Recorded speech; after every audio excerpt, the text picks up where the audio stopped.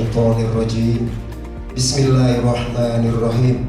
Alhamdulillahirabbil alamin. Wassalatu wassalamu ala asrafil anbiya'i wal mursalin wa ala alihi wa ashabihi ajma'in.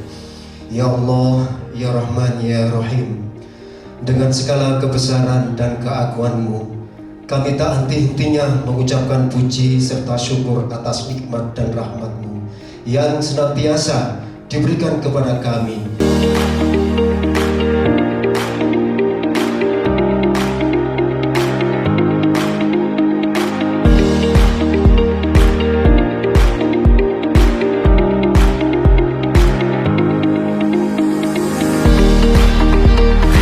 Menyanyikan lagu Kebangsaan Indonesia Raya yang akan dipimpin oleh Saudari Septin Adi Praningsih, SE, dipersilakan.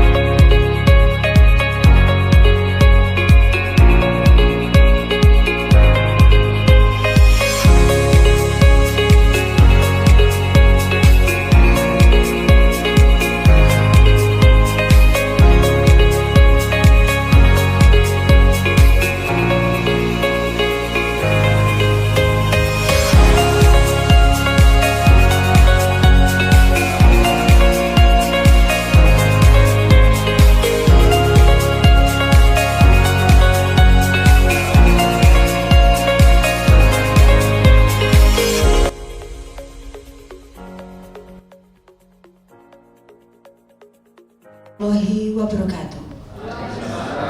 Selamat malam dan salam sejahtera bagi kita semua. Kepada yang terhormat Bapak PJ Sekretaris Daerah Bapak Anjar Suryadianto, SOS Sigisi AE, beserta tim Zona Integritas Kabupaten Sidoarjo. Yang kami hormati Kepala BPKAD Kabupaten Sidoarjo, Ibu Kusnul Inayah SE. Yang kami hormati Sekretaris BPKAD Kabupaten Sidoarjo, Ibu Teti Widianti SEMM. Yang kami hormati seluruh pejabat BPKAD dan seluruh pegawai di lingkungan BPKAD yang saya sayangi. Segala puji bagi Allah SWT, Tuhan yang Maha Kuasa, atas segala nikmat yang dicurahkan kepada kita bersama sehingga pada hari ini Jumat tanggal 26 Mei 2023 kita dapat berkumpul bersama dalam acara pencanangan pembangunan zona integritas menuju wilayah bebas dari korupsi. Adapun susunan acara pada malam hari ini: 1. Menyanyikan lagu Indonesia Raya. 2. Pembacaan doa.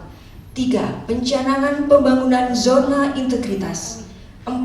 Arahan Bapak PJ Sekretaris Daerah. 5.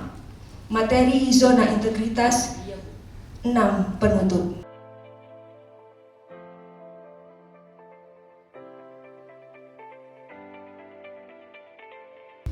Komitmen bersama pembangunan zona integritas Badan Pengelolaan Keuangan dan Aset Daerah. Komitmen bersama pembangunan zona integritas Badan Pengelolaan Keuangan dan Aset Daerah. Kami, pimpinan dan seluruh unsur pelaksana pelayanan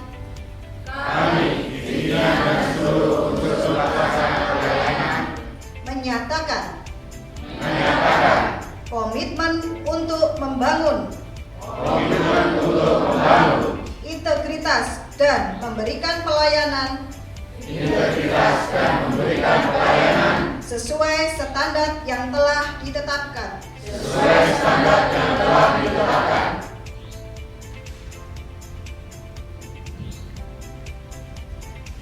Dipersilakan duduk kembali.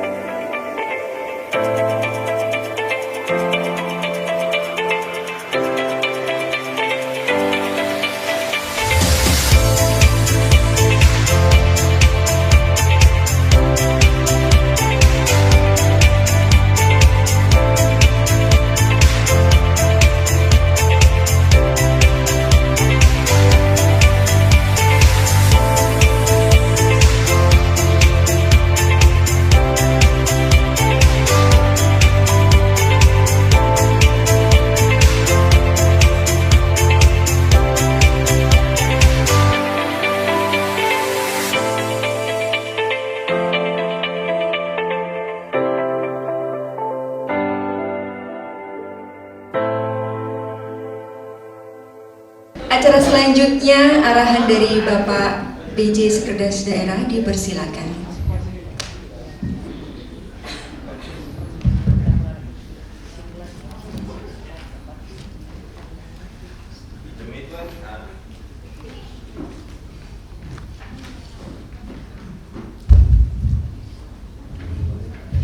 Bismillahirrahmanirrahim. Assalamualaikum warahmatullahi wabarakatuh. Bismillahirrahmanirrahim. Kepala BPKAD, Bu Husnul Inayah SE, Pak Asisten 3, Pak PLT Kepala BKD, Kepala Bagian Organisasi, teman-teman dari Inspektorat, teman-teman semuanya yang berbahagia. Alhamdulillah pada malam hari ini kita bisa bersama-sama hadir di tempat ini, insya Allah dalam keadaan sehat walafiat. Untuk itu mari kita saling mengingatkan untuk memperbanyak rasa syukur, karena dengan rasa syukur itu maka kenikmatan-kenikmatan akan dilipat gandakan pada kita dan insya Allah pada keluarga kita sampai dengan akhir hayat kita nanti. Amin. Sholawat serta salam insya Allah tetap terlimpahkan pada junjungan kita Nabi besar Muhammad SAW. Bapak Ibu, teman-teman semuanya yang berbahagia, malam hari ini kita ada acara agenda ngobrol-ngobrol bersama dalam rangka deklarasi pembangunan zona integritas menuju WBK, wilayah bebas dari korupsi, bukan wilayah bebas korupsi, tapi wilayah bebas dari korupsi dan juga wilayah birokrasi bersih dan pelayanan. Apa itu nanti akan dijelaskan oleh teman-teman. Saya tidak berbicara tentang teknis apa itu zona integritas menuju wilayah bebas dari korupsi, tetapi saya hanya ingin mengingatkan sedikit saja bahwa kita sekarang tahapannya itu sudah ibaratnya rekomitmen, deklarasi atau apapun istilahnya. Karena istilah pencanangan itu ada levelnya instansi pemerintah. Jadi levelnya ada di kabupaten, bukan di OPD, bukan di unit kerja. Tetapi sekali lagi ini bukan problem, bukan masalah. Yang penting adalah kita tadi sudah mengucapkan, meskipun secara sederhana kita menyampaikan bahwa kami berkomitmen. Jadi seluruh pimpinan dan staf berkomitmen untuk memberikan layanan sesuai dengan standar dan sesuai dengan ketentuan yang berlaku. Itu ibarat orang akad nikah itu adalah ijab kabulnya. Yang semula itu hubungan lelaki dan perempuan itu haram, tetapi ketika kita sudah ijab kabul maka itu akan menjadi sah. Sama dengan ini. Maka ketika kita sudah mengucapkan akadnya seperti ini, maka selanjutnya kita juga harus berupaya untuk membangun zona integritas, membangun integritas kita agar di kantor kita, di unit kita menjadi zona yang bagus, zona integritas itu tadi. Apa itu nanti akan dijelaskan kembali lagi. Saya tidak spesifik kepada zona integritas, tetapi ingin ngobrol-ngobrol dengan teman-teman khususnya di BPKAD. Yang pertama catatan. Dari dulu ketika saya di inspektorat sering saya bukan sering ya, beberapa kali saya mengumpulkan kepala bidang berkaitan dengan menjelang review LKPD.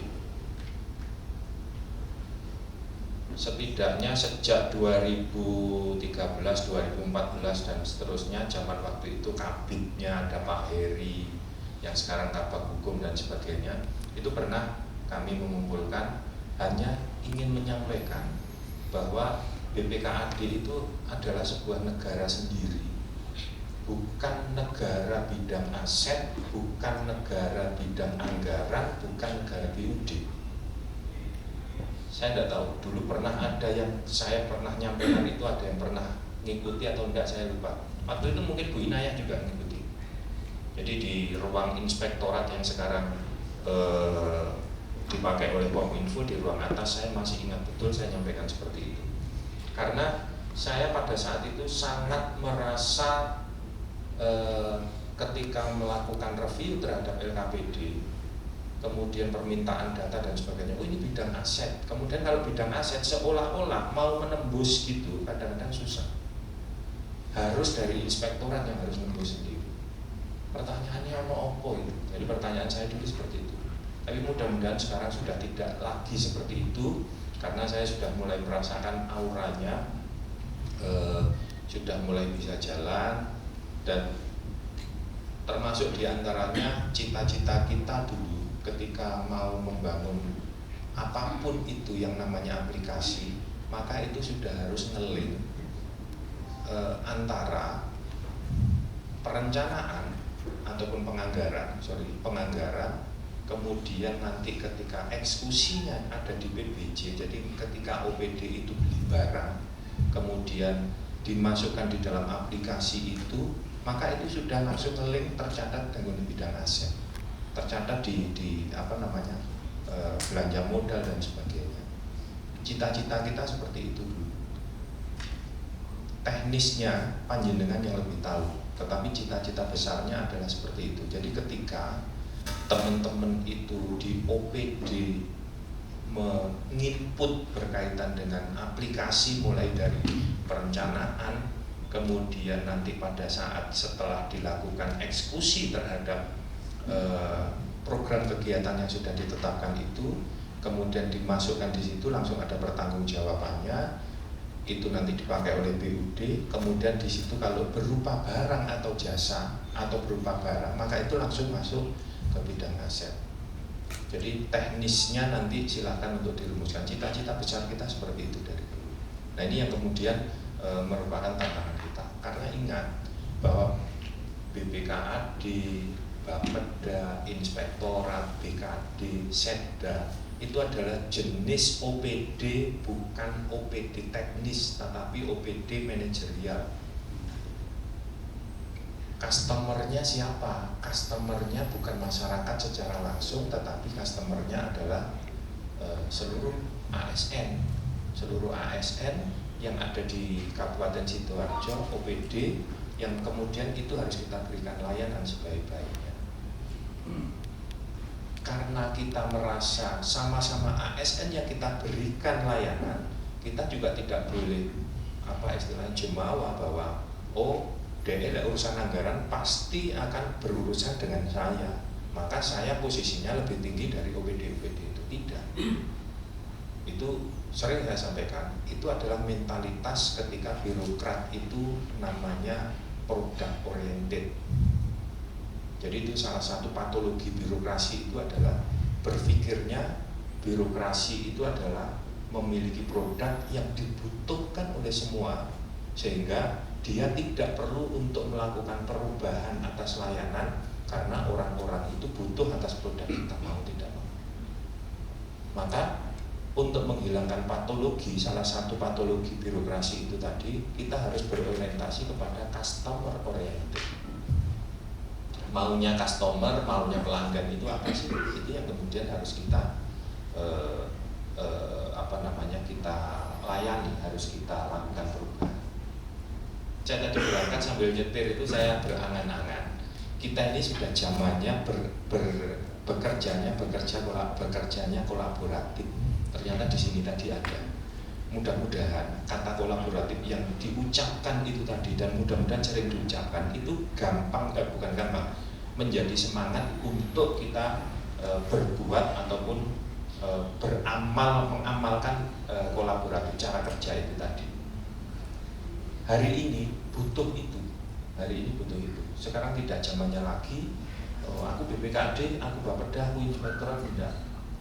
Bahkan di kami sendiri pun, ketika kami sudah terkotak-kotak, ini bagian desa dan kecamatan, yang kedua itu akuntabilitas kinerja, kemudian yang ketiga itu akuntabilitas dan aset dari seluruh OPD, yang keempat itu investigasi, terkotak-kotak seperti itu. Maka setengah kita paksa, ada masa-masa tertentu itu harus berkolaborasi bekerjanya. Jadi kalau di kami ada yang namanya joint audit. Meskipun setengah terpaksa, tapi kita harus melakukan itu. Jadi joint audit itu misalnya audit kinerja, itu gawene dari Irban 2, tetapi di backup oleh beberapa personel dari Irban-Irban yang lain. Sama dengan misalnya bidang aset punya gawe, boleh enggak pinjem personelnya bidang anggaran maupun BUD? Pertanyaannya sekarang itu. Maka ketika Mas Arief kemarin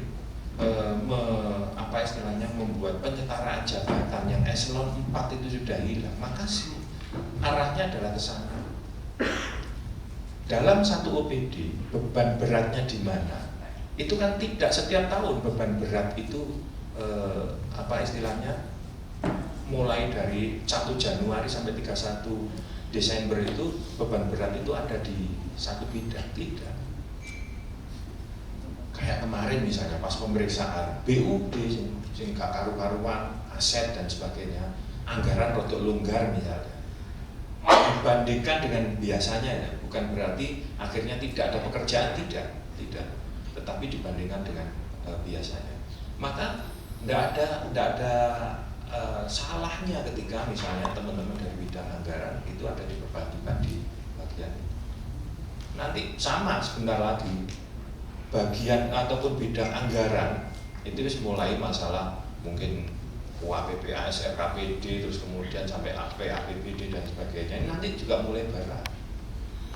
Ini maka dibantu dari bidang lain. Itu enggak apa-apa. Harus seperti itu sekarang, yang namanya kolaborasi itu seperti itu.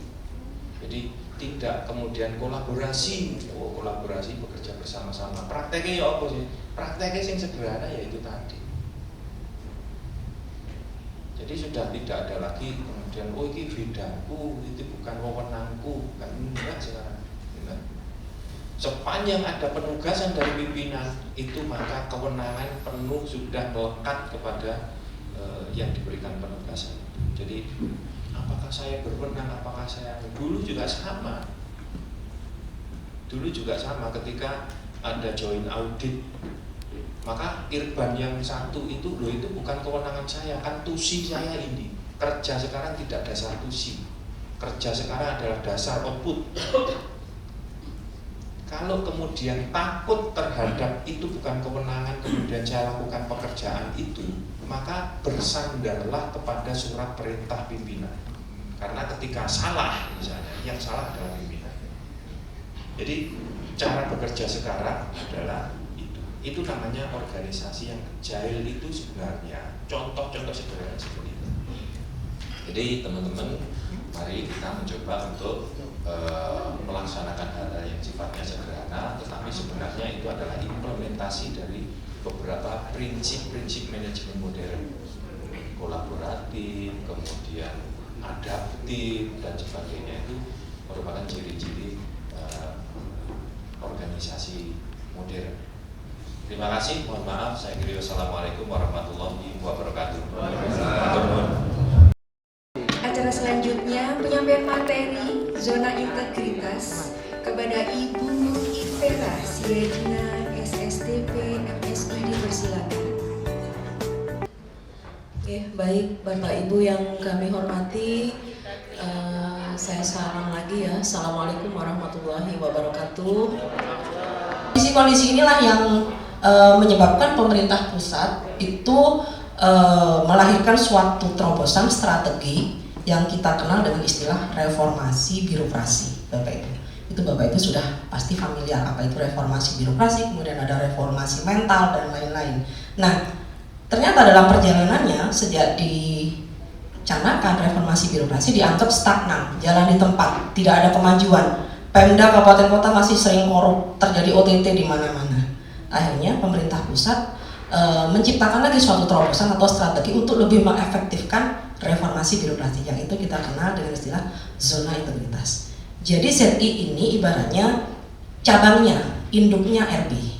Ini adalah salah satu anak RB dalam rangka percepatan pencapaian reformasi birokrasi, dan unit kerja yang sudah mendapatkan ZI predikat WBK maupun WBBM itu dijadikan role model atau pionir bahwa RB-nya sudah berjalan dengan baik.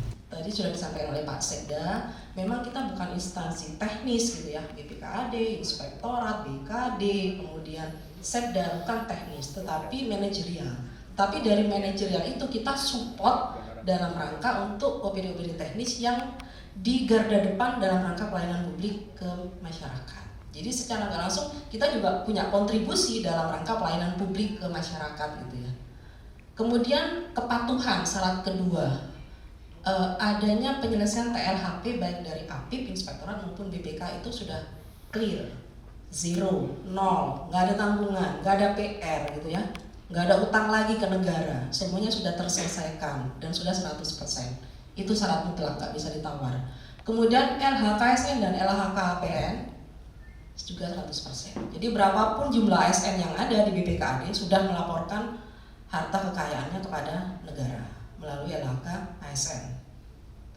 Yang ketiga adalah periode pembangunan. Nah, hari ini Jumat ya, di tanggal 26 ini BPKAD sudah mendeklarasikan komitmen untuk pembangunan zona integritas menuju ke WBK. Jadi kalau kita hitung maju ke depan, 1 tahun ke depan, berarti BPKAD boleh dong sudah ikut kontestan atau evaluasi tahun depan, sangat boleh gitu, karena ada syarat minimal WBK sudah dibangun 1 tahun gitu ya. Jadi dalam 1 tahun ini Bapak Ibu sudah diberi waktu untuk menyiapkan diri. Nanti pada saat di bulan Mei tahun 2024 Bapak Ibu dianggap sudah siap untuk maju tingkat evaluasi nasional, dalam hal ini Kemenpan RB. Kemudian yang terakhir adalah predikat sakitnya minimal B. Kalau BPKAD sudah A dong gitu ya. Dan sudah A-nya itu sudah berapa tahun berturut-turut, jadi harus dipertahankan predikat A-nya. Lanjut. Nah, ini mungkin yang sekilas saja perlu Bapak Ibu ketahui, ada 6 area di zona integritas. Nanti yang tim kerja sudah dibentuk, berarti sudah ada 6 pokja, masing-masing pokja ada ketua koordinator atau istilahnya ketua kelompok, boleh, monggo apapun istilahnya, nggak ada ketentuan yang baku. 6 area ini ada manajemen perubahan, kemudian tata laksana, kemudian manajemen SDM, kemudian penguatan pengawasan, penguatan akuntabilitas, dan terakhir adalah pelayanan publik. Nah, mana-mana saja yang ditunjuk menjadi ketua pokja itu dianggap dia yang nanti memimpin pokja itu dalam rangka pemenuhan dokumen dan sampai dengan bisa menunjukkan hasil atau perubahan yang telah dicapai selama 1 tahun ini. Next. Ini persyaratan nilainya ya Bapak Ibu. Kalau untuk WBK, tadi kan Bapak Ibu ada istilah ini WBK garing WBBM. Sebenarnya gimana sih maksudnya Bu gitu ya? Kalau zona integritas itu predikat pertama yang harus kita raih atau kita dapat adalah wilayah bebas dari korupsi. Itu dulu, predikat itu dulu gitu ya. Setelah itu dicapai, baru 1 tahun kemudian baru boleh ikut lagi penilaian atau evaluasi di tingkat nasional untuk naik kelas, naik peringkat menjadi WBBM, wilayah birokrasi bersih melayani. Jadi nggak boleh awal penilaian ikut harus langsung WBBM, nggak bisa, harus dapat predikat WBK dulu. Baru boleh syaratnya ikut lanjut naik kelas WBBM. Dan WBBM ini udah peringkat yang paling top Bapak Ibu, paling atas, nggak ada lagi atasnya WBBM gitu ya Bapak Ibu. Untuk nilainya bagaimana? Yang WBK nilai total adalah 75 dari 6 area atau 6 pokja yang ada. Kalau yang WBBM itu 85. Ini nilai minimal ya Bapak Ibu, sudah harus dicapai gitu ya. Tetapi banyak dari Sidoarjo unit kerja yang maju ke WBK saja nilainya sudah 90 ke atas gitu. Dan pada saat kita ajukan ke pusat, ya memang ada beberapa penurunan karena kan ada kemungkinan juga koreksi dari tim penilaian nasional itu beberapa yang tidak sesuai standar. Jadi nggak mungkin nilainya 90 ke atas, pasti turun-turunnya pasti 80. Jadi saran kami sebaiknya memang capailah nilai setinggi-tingginya semaksimal mungkin, karena nanti pada saat ada verifikasi berjenjang baik dari kami TPI maupun TPN tingkat nasional itu nilainya pasti ada penurunan. Jadi sudah punya saving. Kalau nilai saya sudah 90 lebih, paling-paling turunnya 10 poin ya masih nutut lah untuk WBK gitu ya Bapak Ibu. Ini untuk nilai. Nanti kalau udah satgasnya udah mulai gerak, aktif, kita sudah bicara teknis banget kayak gini, bobot dan segala macam. Next. Nah, ini masuk di satgas yang atau Pokja pertama, manajemen perubahan. Karena mungkin Bapak Ibu di sini belum paham saya masuk di Pokja mana, jadi saya nggak bisa konfirmasi siapa yang manajemen perubahan gitu ya. Kira-kira sudah sampai di mana atau sudah bikin apa saja gitu ya. Karena salah satu tugasnya adalah membentuk tim kerja, rencana kerja dan lain-lain seperti yang di kolom pemenuhan gitu. Next. Ini yang tata laksana. Kalau tata laksana ini banyak berbicara SOP ya Bapak Ibu. Jadi ada SOP, kemudian SPBE dan keterbukaan informasi publik. Nah, siapa yang layak atau pas untuk menjadi Pokja ini Bapak Ibu bisa dibahas di internal. Jadi kalau bisa berkaitan dengan tusinya, jadi lebih mudah dalam rangka pemenuhan dokumen-dokumen. Lanjut. Untuk area atau Pokja yang ketiga adalah SDM. Ini banyak berkaitan dengan kepegawaian. Jadi kalau saran kami otomatis Pokja yang masuk, orang-orang yang masuk di Pokja ini adalah mereka-mereka yang berkecimpung di bidang kepegawaian. Jadi hal-hal data, dokumen dan segala macamnya mereka sudah siap, gitu ya. Lanjut, ini Pokja yang keempat, akuntabilitas. Nah, di sini banyak berbicara tentang dokumen perencanaan dan penganggaran, baik 5 tahunan maupun tahunan, mulai dari Remstra, Renja, RKA, DPA, gitu ya, Sakip, Lakip, SPIP dan lain-lain di sini tempatnya. Nah, siapa yang harus berada di sini? Bapak Ibu sudah bisa punya gambaran. Kira-kira sempat sopoi gitu ya. Itu ya yang biasanya menghandle hal-hal seperti itu. Lanjut. Ini yang Pokja kelima, pengawasan. Dan ini biasanya menjadi Pokja favorit bagi tim penilai. Di sinilah banyak dikulik, ditanya, dikonfirmasi dan dipantau ya Bapak Ibu. Ada 5 item di Pokja pengawasan. Yang pertama adalah gratifikasi, kemudian yang kedua adalah SPIP, yang ketiga DUMAS, yang keempat WBS, Whistleblower System, yang kelima adalah benturan kepentingan atau BK. Nah, kelima-limanya ini pasti semua dikulik sama tim dari Menpan RB. Dan ini biasanya menjadi Pokja yang paling didalami lah oleh tim gitu ya. Makanya saya sarankan orang-orang yang duduk di Pokja atau area pengawasan ini adalah orang-orang yang minimal kuat gitu ya secara data dan konfirmasinya. Jadi pada saat ada pertanyaan dari Menpan, mereka nggak celing lagi, datanya mana, angkanya berapa gitu, enggak, dia udah ready gitu ya. Itu Bapak Ibu. Lanjut di area yang pelayanan publik, ini area yang terakhir karena ada 6 area di SETI. Dan ini juga menjadi favoritnya tim penilai gitu ya.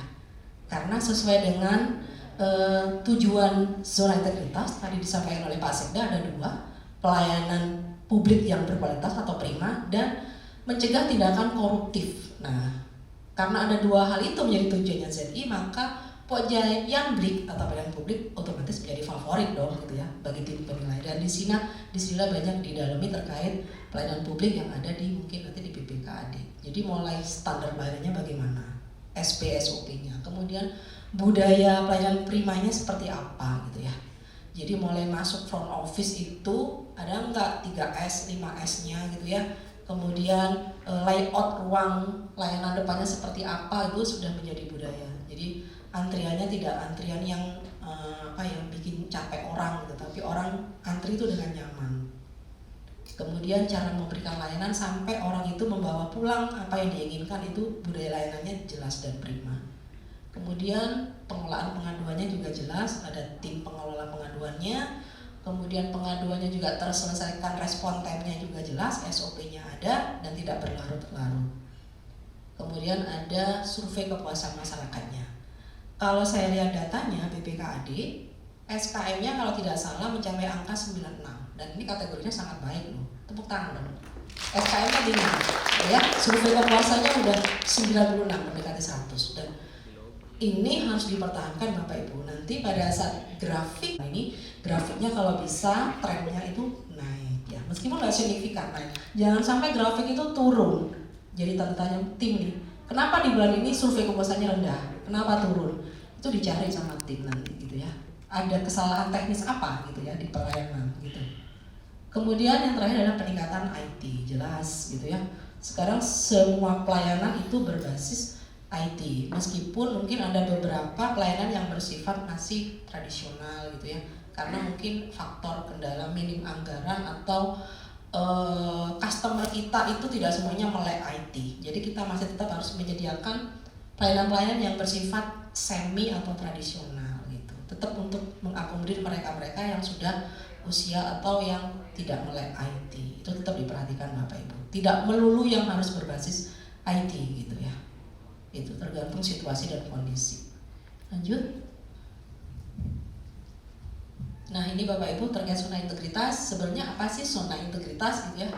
Zona integritas adalah instansi pemerintah yang mana mulai dari pimpinan, top manager dan seluruh jajarannya ini berkomitmen mewujudkan WBK atau WBBM melalui reformasi birokrasi, khususnya dalam hal pemerintahan yang bersih, akuntabel dan pelayanan publik yang prima. Jadi fokusnya ZI itu adanya perubahan integritas dan budaya kerja, itu yang perlu dicamkan, bukan hanya penumpukan dokumen. Karena kalau tadi saya cerita dari awal sampai dengan slide ini, ada 6 pokja atau 6 area ZI, semuanya berbicara dokumen yang harus dipenuhi. Memang iya Bapak Ibu, itu dulu yang harus Bapak Ibu lengkapi gitu ya. Karena biasanya Bapak Ibu sudah terbiasa melakukan aktivitas tapi biasanya tidak terdokumentasi. Nah itu jadi kelemahan kita. Jadi tidak hanya dokumen pendukung saja Z itu, tapi intinya integritas dan budaya kerjanya itu ada perubahan yang ke arah lebih baik. Next. Kemudian ini yang terbaru Bapak Ibu terkait kebijakan zona integritas. Tadi ada Permenpan 90 tahun 2021. Nah, Permenpan menerbitkan kembali yang terbaru di tahun ini, tahun 2023 adalah SE di tanggal 15 Februari tahun 2023. Ini yang ternew dari Menpan terkait zona integritas. Apa isi Menpannya? Apa isi SE-nya? Next. Ada 3 hal. Next, ada 3 hal yang menjadi substansi dari SE ini. Yang pertama adalah kuota pengusulan ZI di tahun 2023. Yang untuk kota ini kabar gembira bagi kita kabupaten kota se-Indonesia, karena untuk tahun 2023 Menpan tidak membatasi berapapun unit kerja yang akan diusulkan untuk mengikuti evaluasi di tingkat nasional. Jadi semampunya kabupaten kota mau mengusulkan berapa, mau memberangkatkan berapa OPD, begitu Bapak Ibu. Tidak ada batasan. Baik itu tingkat OPD, kecamatan, puskesmas, maupun mungkin ada OPTD yang lain yang siap maju. Kalau yang tahun kemarin kita dirugikan Bapak Ibu, sangat dirugikan Sidoarjo gitu ya. Karena secara potensi Sidoarjo tuh banyak unit kerja yang punya semangat dan greget untuk maju ber-ZI mendapatkan WBK di tingkat nasional. Tapi kendala kuota tahun kemarin hanya dibatasi 3 saja gitu ya untuk kabupaten kota se-Indonesia. Bayangkan Bapak Ibu. Sidoarjo udah semangat kayak gitu, pesertanya banyak, kontestannya banyak, kandidatnya sudah siap. Akhirnya kita peringkat lagi, kita cari yang terbaik dari yang terbaik, kita ranking lagi gitu ya.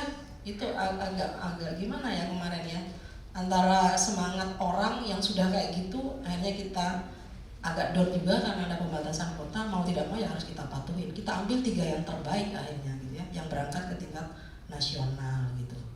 Itu tahun kemarin kita kondisinya itu. Tahun ini setelah dipimpin oleh Menpan yang baru juga ada kebijakan ini.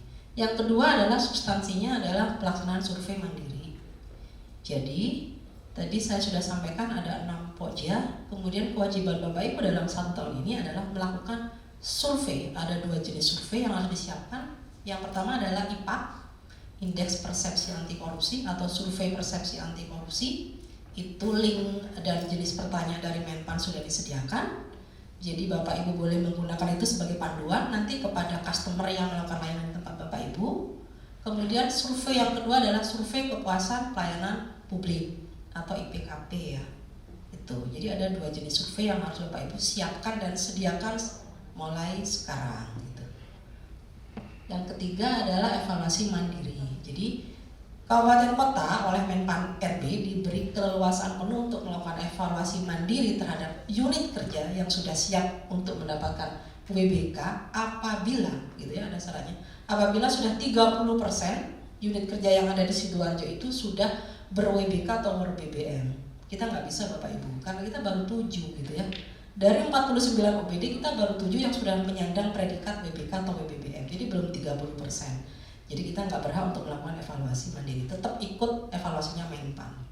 Ini isi SE-nya, gitu ya. Lanjut. Next. Nah, ini Bapak Ibu yang perlu menjadi penyemangat kita semua. Jadi di tahun 2021 ini kalau kami anggap sih penghargaan yang prestisius ya bagi Sidoarjo. Karena di 2021 ini Bupati kita itu menerima penghargaan sebagai satu-satunya pemimpin perubahan se-Indonesia gitu ya. Satu-satunya karena berhasil membawa unit kerja yang ada di daerahnya Sidoarjo mendapatkan predikat WBK maupun WBBM di tahun yang sama sekaligus gitu ya. Jadi ini Bapak Bupati menjadi pionir sekaligus satu-satunya ditetapkan sebagai pemimpin perubahan dari Kemenpan RB itu tahun 2021. Tepuk tangan dong untuk Sidoarjo. Itu Bapak Ibu. Dan beliau langsung yang menerima awardnya dari kementerian. Next. Nah ini perjalanannya sampai dengan di tahun 2022. Jadi untuk membangun zona integritas itu bukan pekerjaan yang instan, bukan sistem kebut semalam gitu ya Bapak Ibu. Jadi membangunnya kita sudah dari tahun 2018. Jadi kalau kita hitung mundur 1, 2, 3, 4, 5 tahun kita membangun zona integritas dan baru hanya 7 yang berhasil lolos di tingkat nasional. Gitu ya Bapak Ibu. 2018 kita ada 2 yang berhasil lolos, RSUD dan Kecamatan Sukodono. Kemudian 2019 kita ada 1 yang lolos, PTSP mungkin dulu Pak Anies masih itu ya Pak ya, ikut di timnya yang ini ya, settingnya PTSP. Jadi ini udah pengalaman dong, nanti bisa share ya dengan teman-teman Satgas yang lain gimana cara strateginya biar bisa memenangkan hati tim penilai nasional gitu ya. Kemudian 2020 kita ada 1 OPD yang lolos juga, Badan Kepegawaian Daerah WBK 2021. Nah ini prestasi kita yang tadi menyebabkan Bapak Bupati mendapatkan penghargaan pemimpin perubahan. Ada 2 OPD yang mendapatkan WBBM, jadi naik kelas ya Bapak Ibu dari WBK ke WBBM, RSUD dari Kecamatan Sukodono. Dan ini kayaknya menjadi pionir di Indonesia deh, RSUD yang pertama kali mendapatkan predikat WBBM gitu ya, termasuk kecamatan. Kemudian 1 OPD juga yang lolos Dinas Kependudukan dan Catatan Sipil gitu ya. Itu yang paling banyak kita dapat di 2021. Kemudian 2022 ini juga tidak kalah hebatnya. Pertama kali maju gitu ya, tidak menunggu tahunan, tidak antri, langsung tahun itu juga mendapatkan predikat WBK, Badan Pelayanan Pajak Daerah dan Kecamatan Taman gitu ya. Biasanya harus nunggu sekian tahun baru dapat lagi gitu ya Bapak Ibu. Tidak bisa, jarang yang 1 tahun maju langsung sekaligus tahun itu dapat penghargaan. Ini luar biasa untuk Sidoarjo. Lanjut. Nah, ini bentuk piagamnya seperti ini Bapak Ibu. Ini yang Kecamatan Taman. Jadi kalau kita lihat itu yang lingkaran paling kiri ya, itu sebenarnya warnanya silver. Kalau di sini hitam ya. Itu silver. Jadi kalau di piagam tulisannya WBK, Wilayah Bebas dari Korupsi, ininya silver lambangnya. Jadi nanti Bapak Ibu kalau sudah dapat predikat WBK, pinnya ikutin, pinnya warna silver gitu. Ibarat atlet, Bapak Ibu dapat medali perak gitu ya. Naik podium juara 2 dong, dapat perak gitu ya. Next. Ini sama Badan Pajak juga WBK, jadi lambangnya juga logonya silver. Next. Nanti kalau sudah WBBM, Bapak Ibu, kebetulan di slide ini nggak ada yang contoh piagam WBBM, sebenarnya ada RSUD dan Sukodono itu lambangnya sudah gold emas gitu ya. Jadi ibarat atlet dia sudah juara 1, naik podiumnya udah juara 1 gitu ya. Udah yang paling top predikatnya WBBM. Dan pinnya juga harus menyesuaikan, ganti emas gitu ya. Yang sebelumnya perak ganti emas dong gitu. Lihat teman-teman RSUD, pinnya udah gaya dari jauh udah celing gitu ya, karena emas gitu Bapak Ibu. Gitu ya. Kemudian apalagi sih keuntungannya juga selain dapat reward, penghargaan dan lain-lain. Ini Bapak Ibu, ini yang terbaru. Kita ada Perbup 106 tahun 2022. Ini di tingkat daerah kita. Perbup ini dalam rangka untuk mengukur atau menilai kinerjanya OPD. Jadi istilahnya OPD itu rapotan setiap tahun berdasarkan penilaian yang ada kriteria di Perbup ini. Nah, salah satu kriteria atau parameter penilaiannya adalah zona integritas. Jadi kalau Bapak Ibu sekarang sudah pencanangan gitu ya, nanti Bapak Ibu ada tambahan bobot ini pada saat Bapak Ibu nanti dilakukan penilaian rapot oleh tim kinerja kabupaten. Jangan khawatir, baru pencanangan aja udah dapat bobot gitu ya. Apalagi nanti kalau sudah dapat WBK, bobotnya beda lagi. Dan itu menjadi pemicu nanti pada saat Bapak Ibu dilakukan rankingan kinerja OPD se-Sidoarjo. Kalau tidak salah BPKAD ada di urutan ke-9. Ya, Bapak Ibu udah tahu urutannya rankingnya OPD se-Sidoarjo. Bapak Ibu ada di urutan ke-9 atau 8. Mungkin ada yang hafal gitu ya. Dan kategorinya baik gitu ya. Kalau tidak salah nilainya 89, sekian gitu. Tepuk tangan dong untuk BPKAD gitu ya. Masih 10 besar loh gitu. Dan itu nanti signifikan berpengaruh selaras juga gitu dengan penghitungan tunjangan kinerja gitu ya. Semakin tinggi kategori kinerjanya, maka tunjangan kinerja juga semakin tinggi. Otomatis dong Bapak Ibu. Seperti itu perhitungannya. Next. Ini sama. Nah, kalau kita tadi kalau dapat WBBM 10 poin, WBK 8 poin. Kalau pencanangan saja ini 3 poin. Jadi Bapak Ibu sudah dapat saving di 3 poin. Kalau 8 penilaian RTP kita inspektorat baru dapat 5 poin. Tapi tahun depan ya Bapak Ibu baru 5 poin. Next. Ini beberapa strategi untuk membangun ZI. Yang pertama jelas ada komitmen nyata dari pimpinan sampai dengan seluruh jajaran. Hari ini sudah berkomitmen ya. Jadi strategi 1 udah kita lakukan. Strategi 2, menciptakan kemudahan, kecepatan, transparansi layanan. Kami yakin ini sudah ada gitu ya. Cuman nanti Bapak Ibu harus bisa menunjukkan bukti otentik dokumennya. Entah itu standar pelayanannya, SOP-nya gitu ya. Kemudian rekapitulasi tingkat kepuasan masyarakat itu Bapak Ibu tunjukkan di strategi nomor 2. Yang strategi 3 adalah jelas program-program yang berkaitan langsung dengan ZI gitu ya. Itu yang harus bisa Bapak Ibu tunjukkan. Kemudian yang keempat adalah Monef berkala. Jadi kalau nanti sudah dibentuk Pojanya nggak diem aja Bu, sudah bikin program kerja, ada agenda kerjanya, kemudian tiap berkala dilakukan Monef. Monggo, mau semester mau tribulan, silakan Monefnya. Tapi intinya ini nggak mandek gitu ya, ada Monef berkalanya. Yang terakhir adalah strategi komunikasi publik. Nah, kami yakin di sini pasti ada beberapa media yang dijadikan referensi oleh orang luar untuk tahu apa sih itu BPKAD, bagaimana sih pelayanan yang ada di BPKAD, gimana saya harus melakukan hal-hal atau saya memerlukan apa ke BPKAD gitu. Bapak Ibu sudah ada media-medianya yang bisa dipublikasikan, entah itu melalui Insta gitu ya, atau melalui websitenya BPKAD atau media-media sosial yang lain yang biasanya itu sebagai bentuk komunikasi kita dengan customer atau publik. Lanjut. Ini TPI, tadi sudah disampaikan oleh Pak Sekda, bukan tempat pelelangan ikan, bukan televisi pendidikan Indonesia gitu ya, tapi tim penilai internal, dan ini kewenangan penuh inspektorat. Kalau yang di tingkat Kementerian RB adalah TPN, tim penilai nasional. Jadi Bapak Ibu nanti pada saat maju zona integritas, kami lakukan evaluasi oleh TPI dulu. Kalau lolos oleh TPI, nilainya nyampe gitu ya, bobotnya, baru kita naikkan ke TPN. Nanti TPN yang menyampaikan hasil keputusan apakah layak tidak untuk mendapatkan BBK atau WBBM. Itu jalurnya seperti itu Bapak Ibu. Kemudian peran-peran kami di sini ada 3. Yang pertama dalam pembangunan ZI, peran kami kemudian dalam evaluasi, kemudian terakhir adalah peran kami dalam hal pemantauan. Jika Bapak Ibu sudah dapat predikat, harus kami pantau berkala. Itu peran kami di TPI. Next. Nah, ini udah slide yang terakhir Bapak Ibu. Jadi mungkin dari sini ini saya hanya sharing informasi terkait ZI. Mungkin ada hal yang ingin ditanyakan, didiskusikan, monggo terkait ZI. Mungkin ada hal-hal yang kurang berkenan, kami mohon maaf. Kami akhiri. Wassalamualaikum warahmatullahi wabarakatuh.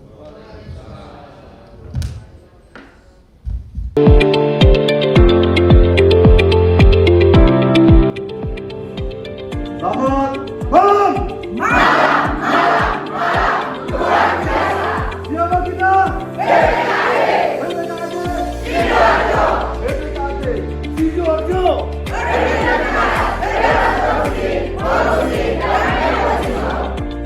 BPKD tunjukkan semangatmu.